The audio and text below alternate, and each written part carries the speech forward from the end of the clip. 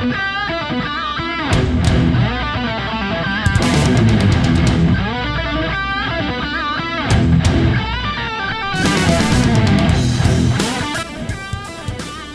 Salty Dogs. My name is Lenscap, and welcome to Project Titan. In today's episode, we have two projects that I want to get working on. We're going to work on two different things today. The first is a redesign. We're going to update the cargo containers. These are the Galactic Standard cargo containers. They are 9 by 9 by 17 are the dimensions, and then there's also a particular way that the rails are laid out for docking. We'll talk about that as we update the cargo containers. These actually might be okay. They're pretty much future-proofed. I don't think there's any power in them. Let's see, I've got a little boarding. Yeah, there's no power in these, so really, this is already done. But we're gonna adjust it for our means and give it a nice paint skin and color and stuff, so that matches the rest of our fleet a little bit better. The second project for today is gonna be the lockpick class. This is our forklift, quote-unquote, ship. Its job is to move cargo containers around. So that's its whole purpose, is to maneuver these cargo containers. I love this ship. If you guys are familiar with this ship, I think you'll like it too. Let me just show you some things about how it works. Let me turn my HUD back on. And so this ship has a couple of cool features, and it's going to take a decent amount of effort, I think, to rework this, because it's one of the requirements for this ship is that its maximum dimensions are the same as the cargo container. So anywhere you can park one of these, you could also park one of these. Now this ship does have several moving parts as well. As you can see, all the rails they have to be the invisible rails, because they clip into stuff. That's the only way I could get it small enough that we could actually use it as I want. So what this ship does here, let's switch to a camera. Now that we can let go of the cameras, we can kind of do stuff like this. So let's see, toggle arms. I don't know if this even works still. This doesn't seem to do anything. Fantastic. What? There it goes. Okay. Yeah, so that's cool. So it has arms that it can extend and retract, and that allows it to kind of grab the cargo containers. These arms actually do two things. They'll reach out like this, and they're a little bit bigger, and then when you dock it to a container here, let's do that real quick. We'll just grab that sample container over there. When you grab a container, oh god, I forgot how fast this thing is. They will squeeze around it. Here, we'll just dock to this dock on top. It does have pickup rails, and that's how it kind of grabs the containers. Alright, I think... Uh-oh, don't bump it too much. Okay, go fast. There we go. So we grab the container, and you could see kind of the rail slide in, but it clamps the containers with its arms, and kind of moves them around that way. I have it balanced so that it has 2.5 thrust to mass ratio, while there's a full container docked to it. Yeah. So that's pretty cool. And plus, with all the moving parts, it was a real pain in the butt to get this thing small enough to be able to fit inside of a cargo container bay. So we're gonna refit this. We're gonna update this to new power. I hope it's even possible. Let's let go of the container. I hope it's even possible. To be honest, I'm not even sure we can do it, but we're going to make our best effort today and work on that. But the first thing we want to do is this cargo container. So let's jump into it. Let's get it pointed at Galactic North just so that we can kind of have that to work off of.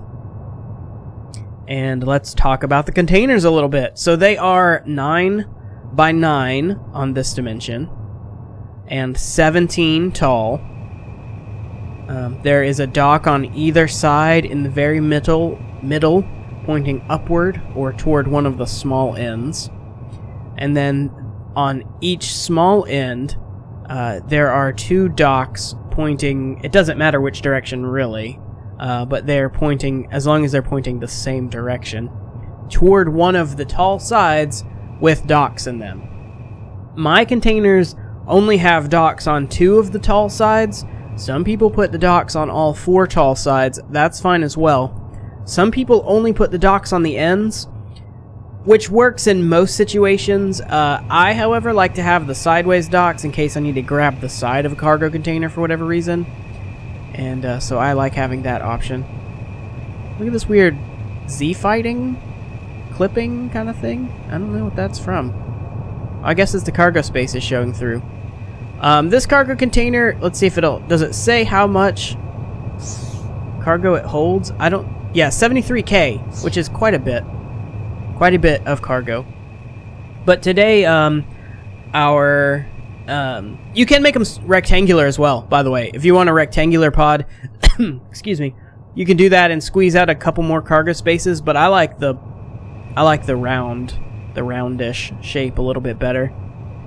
Okay, so I've also found that this is like the perfect size to get my logo in right on the front. So if we do like if we grab some white standard armor just for placeholders, I can do like the teeth here. Let's set symmetry so it's a little bit easier. I got teeth, and then there's a line, and then there's a hole in the middle for the nose. We're making a skull, right? That's what my logo is.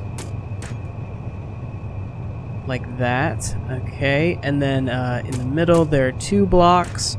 This is like the bridge between the eyes. I'm teaching you guys how to build my logo if you've never seen it before. And then there's a brow ridge across the top. Okay. And then we come in 1 block, and we give him kind of like a forehead. And then we raise that a little bit more. There we go. That's my skull. That's it. That's all there is to it. So it's a pretty easy logo to slap on stuff. So we'll put that on our cargo container. That way you can tell they're my containers. And I'm gonna play around with it a little bit and paint it. I don't think we're gonna add power or thrusters to these things. The whole idea is that we have the forklift units to move them around. So I think the cargo containers are basically inert otherwise. Because I'm Lenscap and I can't do anything easy, I decided that I wanted some hazard armor around this force field bit right here. By the way, let me show you this trick. If you use slabs for these force fields, you can put them in the block space right against this cargo container, but still access the cargo container without closing the slabs. Pro tip. This activation module, by the way, is linked to the cargo container. So right now you can see the cargo is off, but if you hit the activation module, it turns the pull tick on. So that's kind of how you can adjust whether your container is pulling or pushing goods to and from itself. Yeah. There are also load and unload rails now. So maybe we should have a toggle for those within this container so we can load or unload it with the push of a button as well, but we'll cross that bridge when we get to it. Right now, so what I wanted to do was to get hazard striping in here, but if you put a full block like this, that's too much for sure. So I don't want that.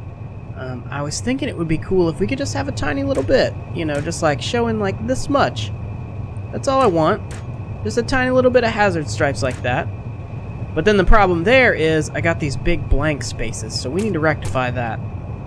So what we're going to do to fix that is we're going to put some slabs here, and then we're going to dock this hazard armor to a different core, and then push that core back so that they take up this block space, so that they'll fill in these gaps.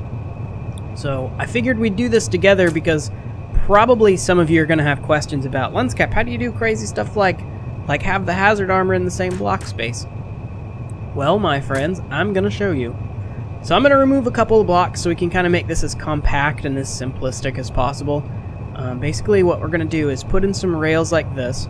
For now, we want them facing forward, pointing outward. This way, we'll have the ability to turn them around and push them back in. I want 2 blocks. This will let me know kind of where to build the hazard armor, and then when we push it back in, it'll slide right into place. So we're going to look at this rail. We're going to click Create Docking, and then just click on that rail. That's all we have to do for that.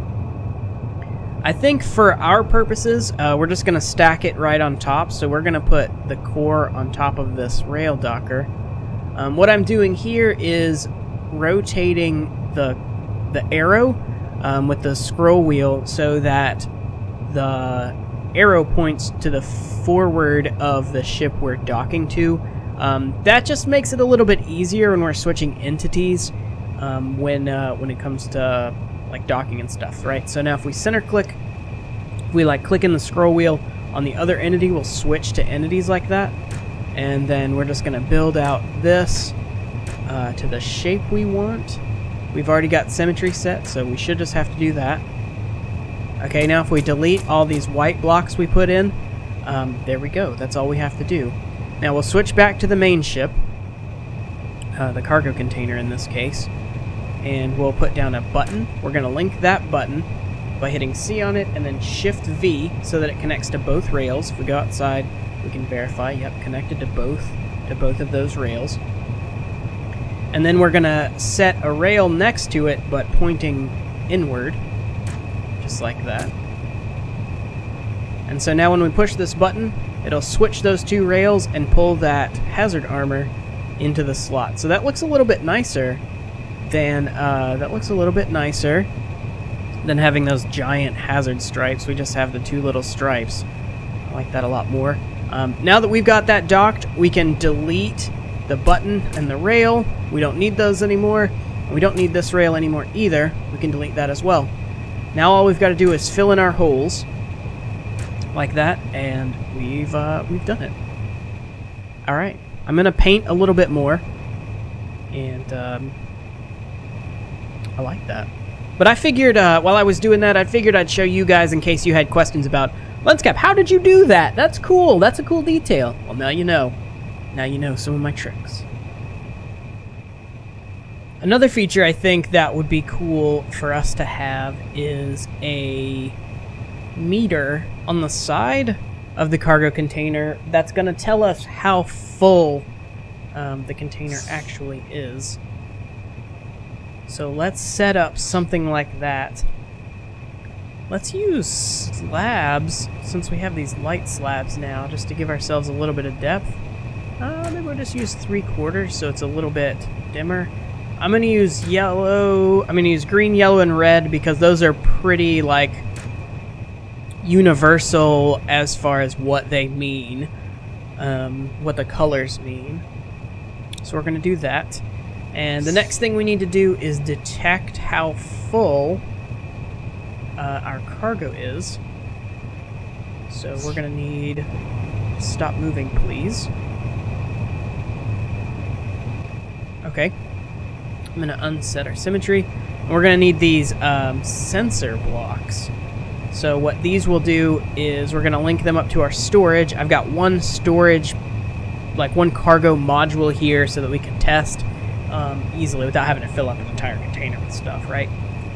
So that we can test easily and make sure that this entire thing works. So we've got 4 lights, so we need 4 sensors, 1 for each light. And we're going to do them at 25, 50, 75, and we're actually going to do 90% on the last one instead of 100%. It's really hard to get something actually 100% full, especially with cargo. So it makes more sense to me to have it at 90%. So the first thing we're going to do is hook each of these sensors to our cargo box. We want them to detect the box, so they're going to hook to the box. Start on this side. This is going to be 25%. So these work the same as pretty much any of these other logic measuring sticks in this game, where you link them to activation modules and then activate the ratio of modules you want it to detect. So if we have 4 modules with 1 active, that's 25%. To get the sensor to interact with the light, you put an activation module touching it, but not linked to it. And then you link that to your lights.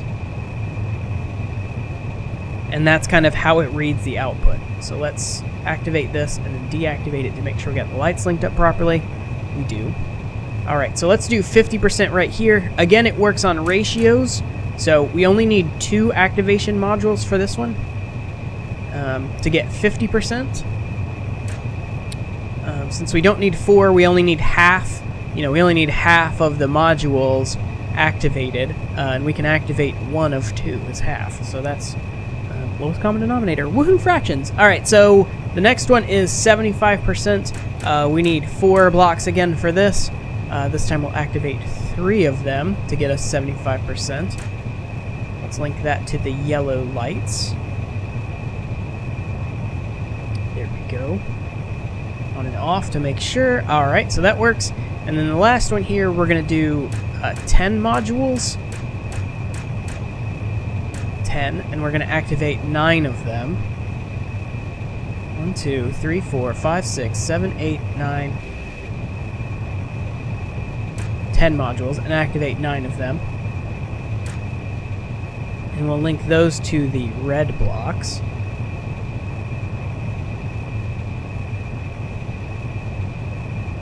Alright, so that works.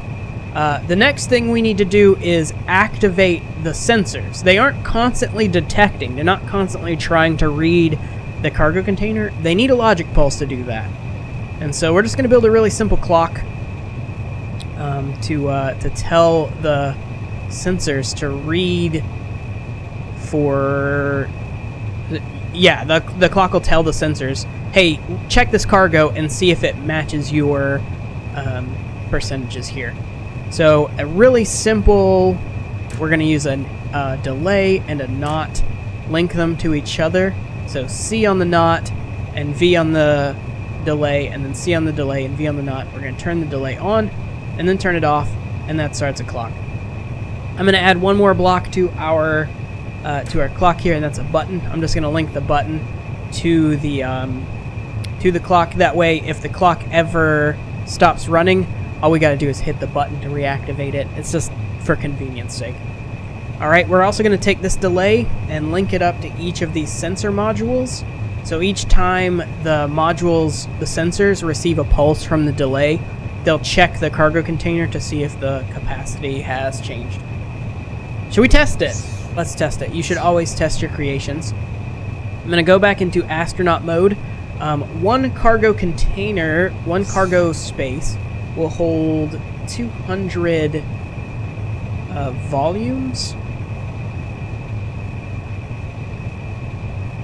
There we go. My inventory was bugged out. Well, 200 volumes, which ends up being 20,000 rather, of carved lucra, whatever. That's just the block I picked to test this with. So that means 5,000 carved lucra should give us 1 light, 10,000 will give us 2, 15 will give us 3, and then if we put it all in, that'll give us all 4 lights. So let's test. We're just going to throw in 5,000. Do we have 1 light? We have 1 light. All right, cool. So that works. Let's throw in another 5. We have 2 lights. All right, so that works. If you right-click, you can split a stack. Let's make it 15. Test all the steps. That works. Perfect. And then we'll throw in the last to fill it all the way up.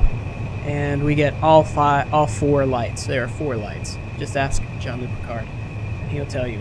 Cool, so now we have a sensor, and this cargo container will tell us how full it is. All right. So I think that's our cargo container. It's very basic, right? We don't have a lot of like detail work done to it. Well, it's a cargo container, man. It doesn't need to be super detailed. The final step to get this completely finished is we're going to empty this out because we don't want to ship our cargo container full of things. And really all we need to do now is fill it with cargo spaces. And then that'll be done. We'll save the blueprint. If you want to download a copy of my cargo container, there is a template. That's the one we started with here today on my Discord channel. Check the link in the description for the Discord. There's a pinned post in there's 4 different places it's uploaded to Discord. So just check all the pins and all the channels there, and you'll find a copy of that cargo container if you want to build one of these yourself. Our next project today is the lockpick class. So I think the best way to start here is to kind of take it apart and see how it ticks. Ideally, we only need to change out the power because everything else works super well. So let's just try here. Let's set symmetry because I think the internals are symmetric. So I think the best thing for us to do is just cut away this armor.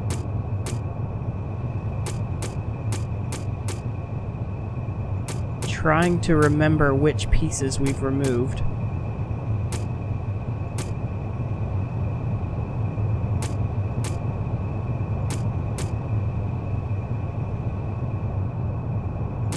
Alright, and can we get one reactor out of this?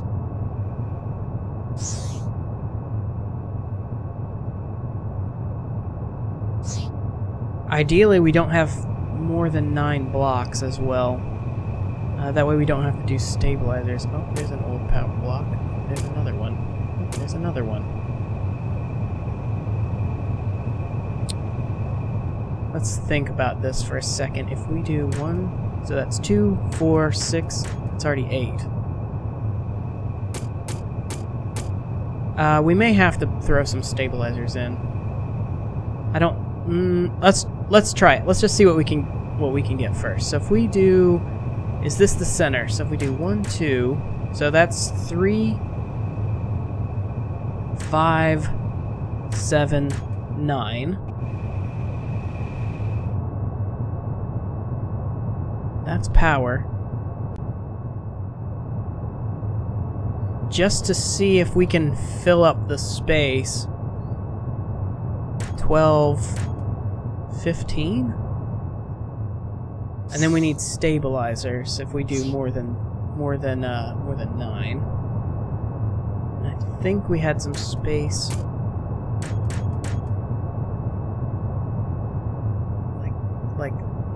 We gotta leave room though for the arms.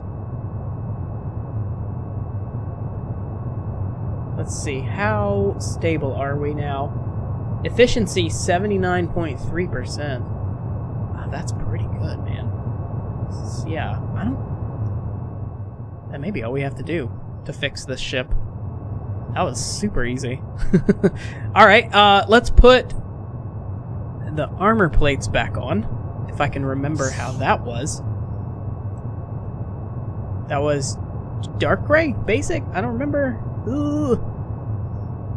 Brown. I think we had maybe some standard hull as well. Oh, look, I can kind of work off of this. Okay. So, this for sure was... It doesn't matter. You know what? If I can't tell what it was, then nobody else will ever know if we did the wrong thing. So, this for sure was standard. I think this was as well. And we have power blocks here, too. We've got plenty of extra space in this ship, I think, right now. That actually made our ship smaller. Okay, I like that. Alright, I think this was all wedges.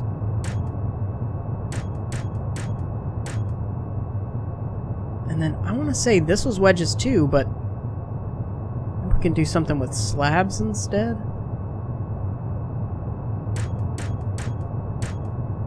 Like that, and then this block? Does it still work? Seems like it still works just fine. Okay, that was a little delayed there, but it works.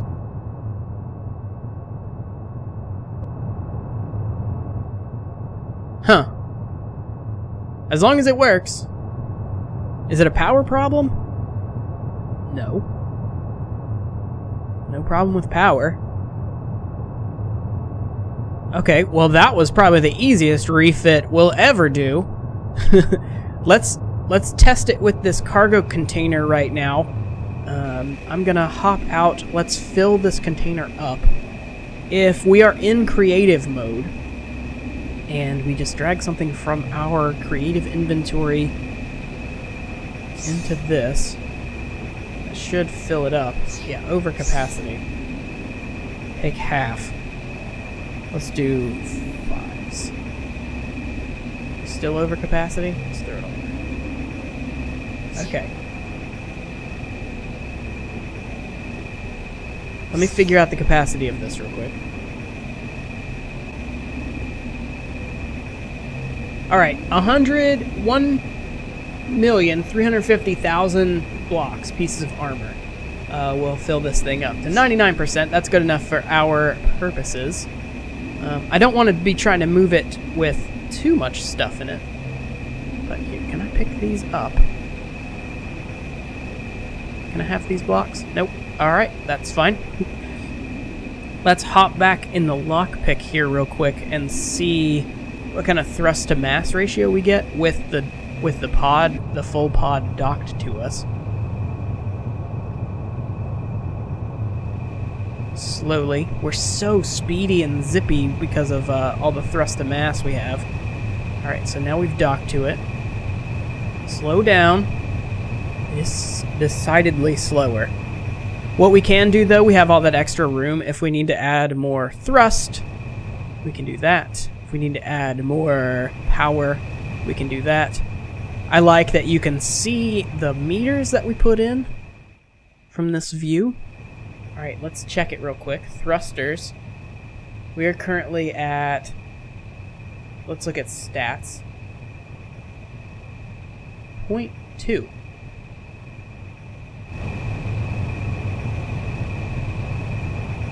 Are we really slow?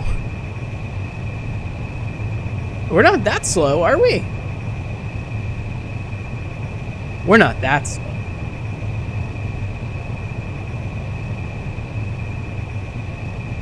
I'm okay with this, right? I think this is fast enough, honestly. I don't think we need to be super freaking zippy while we have a giant cargo container full of stuff. I'm actually fine with this. So, well, that definitely was the easiest refit of the entire fleet. Let me pop in here. Let me release the cargo container. I might be able to even make some tweaks so that these inner ship remotes automatically turn themselves off as well, if we can find them. Here's one. That is the pod release remote. Okay, so let's get a button. Do I have them on my bar? Nope.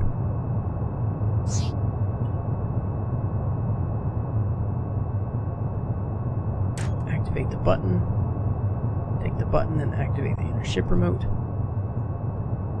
That way it turns itself off. Alright, and then we need to find the other inner ship remote. I wish there was an easy way to do this. Because I have no idea where in this ship it could be. There's an activation module right there. I'm just looking around for it. Let me see if I can locate this really quick.